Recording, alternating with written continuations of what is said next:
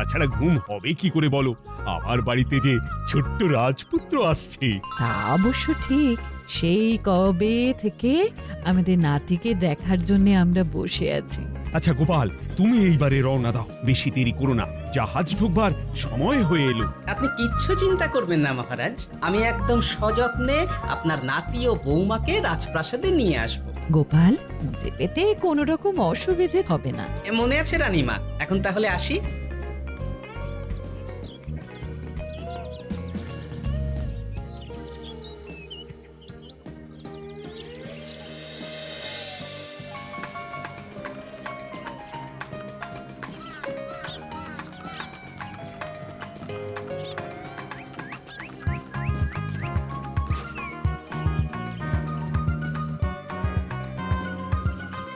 এসো এসো বোমা, এসো। আরে আমার নাতি বাবুজি।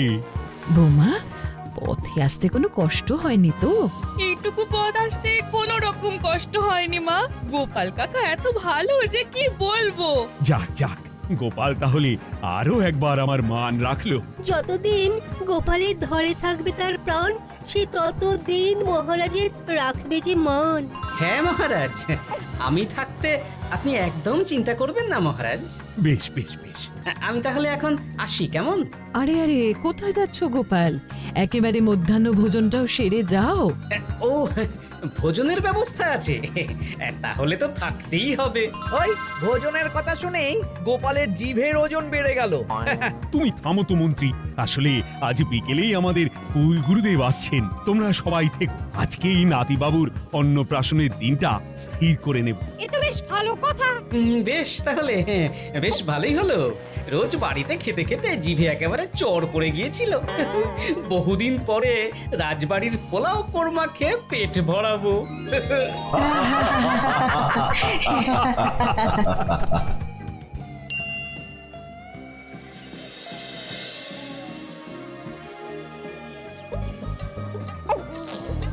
বাহ, তোদের নাতির তো ঢের উন্নতি হবে রে, খুব প্রতিপত্তি হবে, নাম যশ সব হবে, কোনো চিন্তা নেই।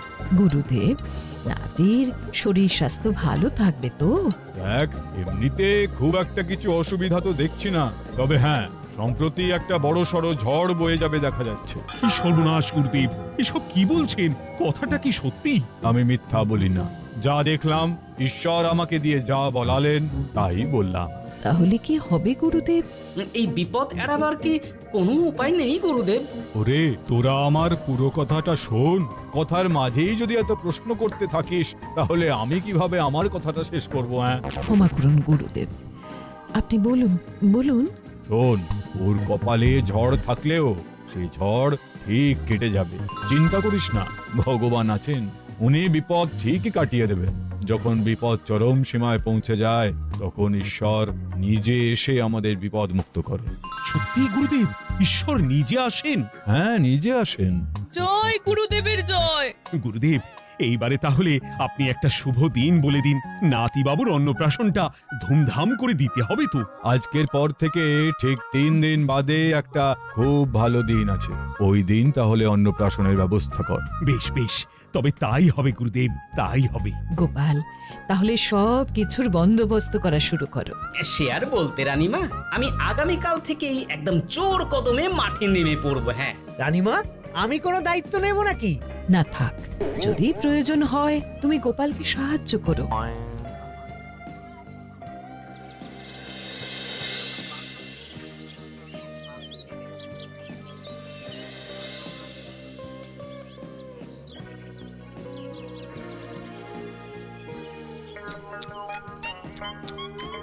অপূর্ব হয়েছে রান্নাগুলো।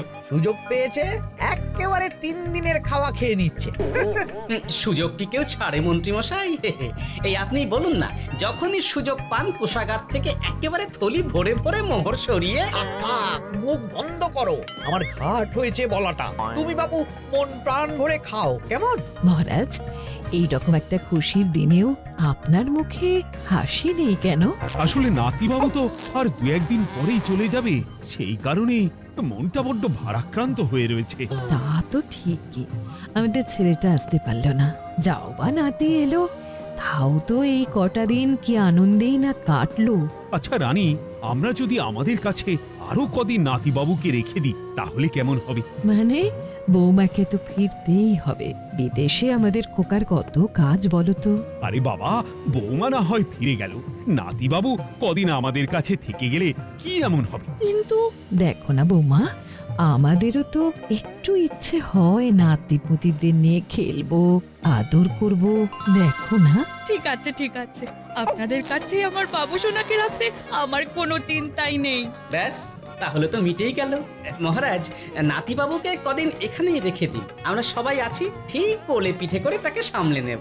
বাবা বাবা বাবা, গোপাল তোমার সব দিকে কান খোলা থাকে তাই না? মহারাজ, আমি হলাম ভাঁড়, তাই মাটির ভাঁড়ের মুখটা যেমন খোলা থাকে তেমন আমার কানটাও সব সময় খোলা থাকে, বুঝলেন?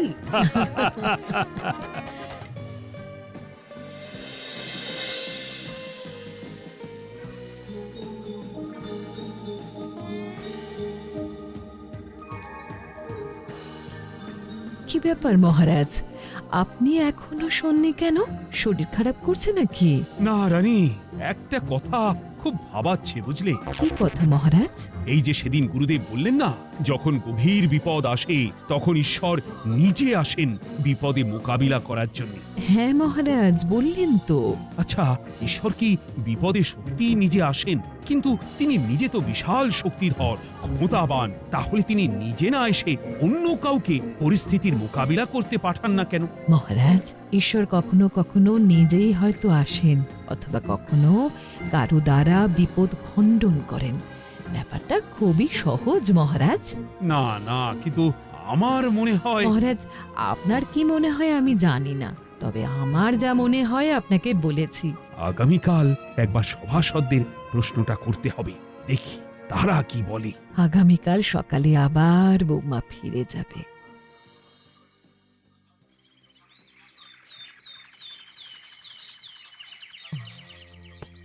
আমি তাহলে আসি, আমার সন্তানকে আপনাদের কাছে কদিনের জন্য রেখে গেলাম, ওকে খুব যত্নে সাবধানে রেখে দেবেন, কেমন? তুমি কোনো চিন্তা করো না মা, আমাদের নাতিবাবু একদম দুধে ভাতে থাকবে।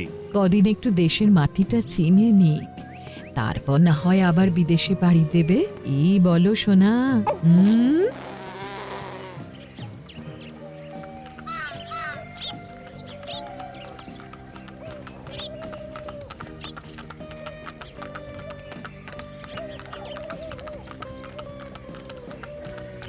বৌমা তো চলে গেল, এইবারে তাহলে আমরাও যাই।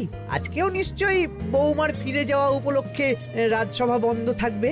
ভুলেও এই সব কথা ভেবো না মন্ত্রী, চলো এইবারে সবাই রাজসভায় চলো, তোমাদেরকে একটা খুবই গুরুত্বপূর্ণ প্রশ্ন করব। সেরেছে, মহারাজ আবার কি প্রশ্ন করবেন ভগবান জানে। সবাই রাজসভায় এসো।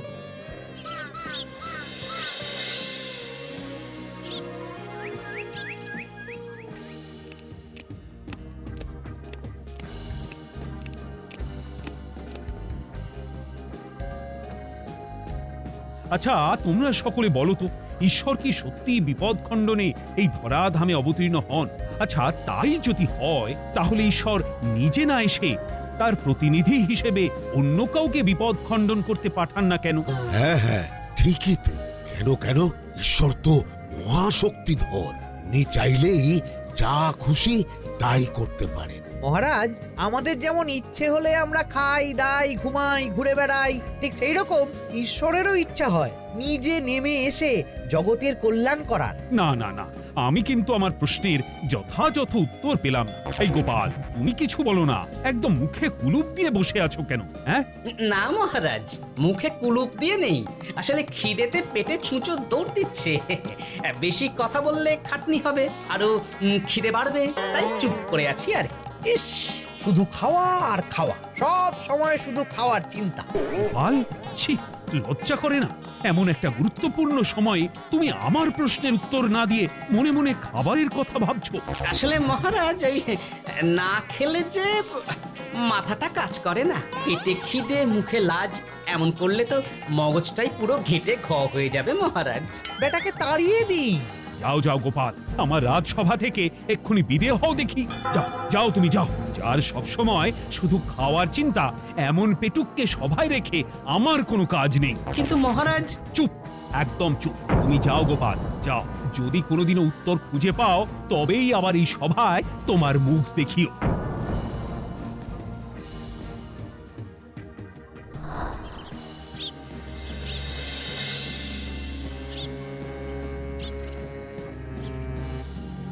মহারাজ যে এমন সামান্য কারণে আমায় রাজসভা থেকে বার করে দেবেন ভাবতেও পারিনি। এখন কি যে করি, একে তো মাসের শেষ, সংসারে তুমুল টানাটানি। এক কাজ করি বরং, গিন্নিকে নিয়ে কদিন শ্বশুর বাড়ি চলে যায়, কদিন পায়ের উপরে পা তুলে আরাম করে আয়েশ করে দিন কাটাবো। হ্যাঁ, তাই করি।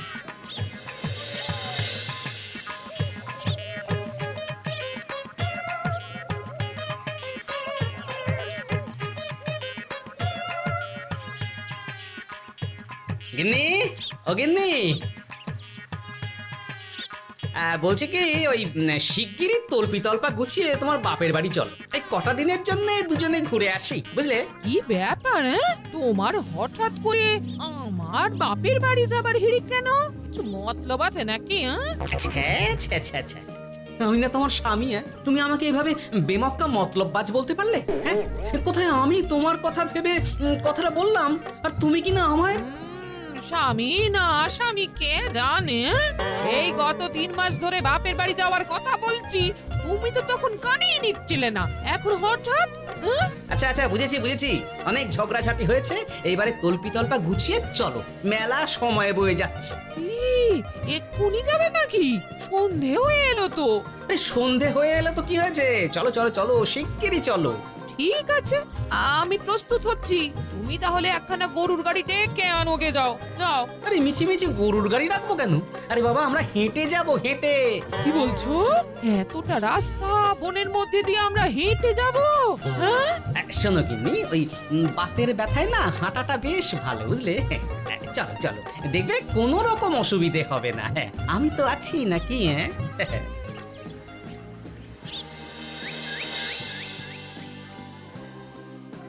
বাবা, হ্যাঁ, বনটা বেশ ঘন, বলি এই সময়ে এই বনের মধ্যে দিয়ে কেউ হেঁটে যায়? মেলা গজগজ না করে চুপচাপ এসো দেখি। ও মা গো, বাবা গো, বাবা গো, কি লাগাটাই না লাগলো গো। আরে, তোমার থেকে আমার বেশি লেগেছে, যাকখানা ধাক্কা মারলে। কি করবো? গিন্নি আমায় ধাক্কা মেরে ফেললো বটে, কিন্তু আজ আমি মহারাজের প্রশ্নের যথাযথ উত্তর পেয়ে গেলাম। বেড়াল ছানাটিকে বাঁচাতে কোনো কিছু না ভেবেই কিভাবে বেড়ালটা ওই বাঘা কুকুরটার দিকে তেড়ে গেল। হ্যাঁ, তার মানে বিপদে পড়লে সন্তানকে বাঁচাতে না, আমাকে এক্ষুনি একবার রাজপ্রাসাদে যেতে হবে, রানীমার সঙ্গে কথা বলতে হবে। আরে আরে আরে আরে, ওদিকে কোথায় চললে গো? ওদিকে তো তোমার শ্বশুর বাড়ি নয়। আরে বাবা, আমার নয়, তোমার শ্বশুর বাড়ির দিকেই আবার যাচ্ছি, বুঝলে? তার মানে আমরা আর যাবো না? না না, পরে যাব, তাড়াতাড়ি এসো দেখিনি। এ কি রে বাবা, লোকটার মাথাটা কি গেছে নাকি? কখন যে কি করছে নিজেরই ঠিক নেই, যত সব।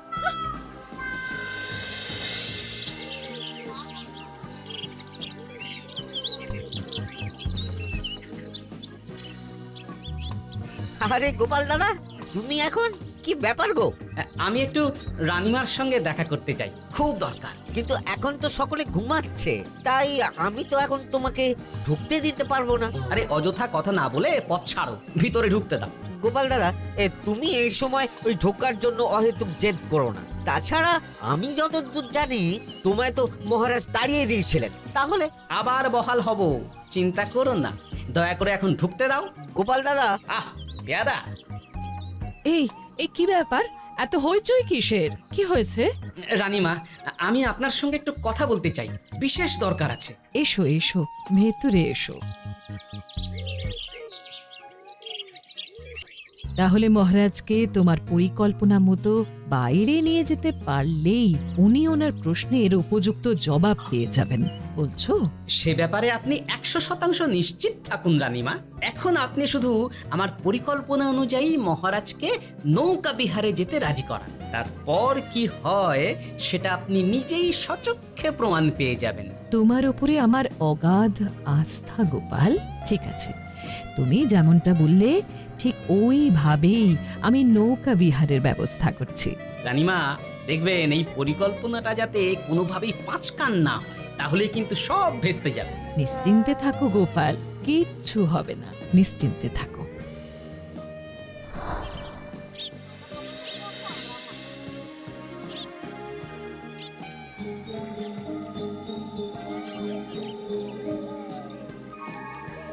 মহারাজ আবার বেজার ভোগ করে গেছেন। কি করব, আমি এখনো যে আমার প্রশ্নের উত্তর খুঁজে পাইনি। এইভাবে আপনি আর কতদিন মুখ ভার করে বসে থাকবেন শুনি? কি জানি, কিছুই আর ভালো লাগে না যে। বলছি শুনুন না মহারাজ, নাতিকে নিয়ে চলুন না, আমরা একটু নৌকা বিহারে যাই, তাহলে ওরও ভালো লাগবে আর আপনার মনটাও বেশ অন্যরকম হবে। ঠিক আছে, তাহলে চলো একটু নৌকা বিহার করে আসি।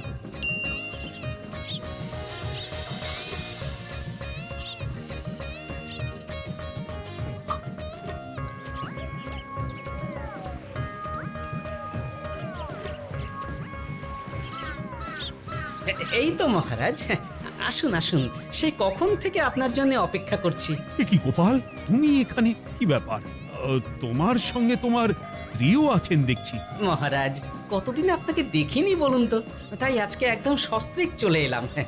চলুন চলুন, সকলে মিলে নৌকো বিহার করে আসি। কিন্তু আমি তো তোমাকে তাড়িয়ে দিয়েছিলাম, তারপরেও তুমি। মহারাজ, অনেক তো হয়েছে, এখন এসব কথা ছেড়ে নৌকোতে টুকুস করে উঠে পড়ুন দেখি। কিন্তু মহারাজ অযথা দেরি করবেন না, চলুন উঠে পড়ুন।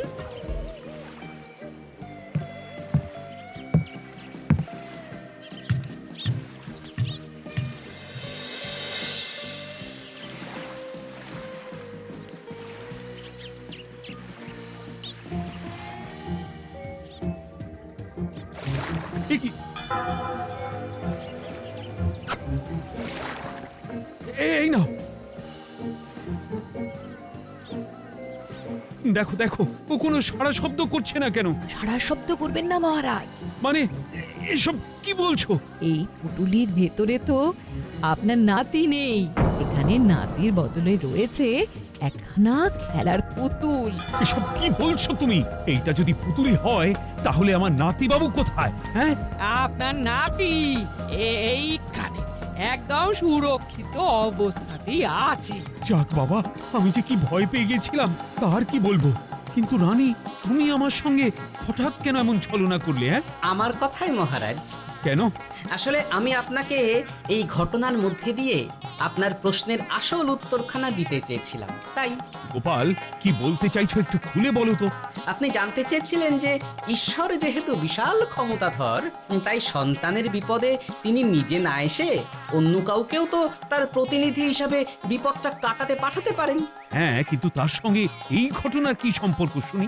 মহারাজ, পুতুলটি যখন জলে পড়ে গেল তখন আপনি সেটিকে নিজের নাতি ভেবেই একবারও কারুর জন্য অপেক্ষা না করে নিজের প্রাণের তোয়াক্কা না করে নাতিবাবুকে রক্ষা করলেন। মহারাজ, আমরা ঈশ্বরের মানব সন্তান, ঈশ্বর আমাদের সকলের হৃদয়ের ভিতরে বসবাস করে, তাই বিপদ হলেই তিনি ছুটে আসেন, কখনো নিজে, আবার কখনো বা কোনরূপ প্রতিনিধি মারফত। তাই ভবিষ্যতে আর কোনোদিনও ঈশ্বর সম্পর্কিত কোনরূপ সংশয় মনে রাখবেন না, কেমন? সাধু সাধু, ধন্য তোমার বুদ্ধি হে গোপাল। সত্যি যেভাবে তুমি একটা ঘটনার মধ্যে দিয়ে আমায় আমার প্রশ্নের উত্তরটা ব্যাখ্যা সমেত, তার কোনো তুলনা হয় না। তোমার যে আর কিভাবে প্রশংসা করব তাই ভাবছি। মহারাজ, আমার আর প্রশংসা না করে ওই পেট পুরে একটু ভালো মন্দ খাওয়ান তো দেখি, তাহলেই হবে, আর কিচ্ছু চাই না। আচ্ছা আচ্ছা, বেশ বেশ, তাই হবে। আগামী 7 দিন তোমার সস্ত্রীক সহ রাজবাড়িতে দুবেলা আহারের নিমন্ত্রণ থাকলো, কেমন? ব্যাস, আর কি চাই?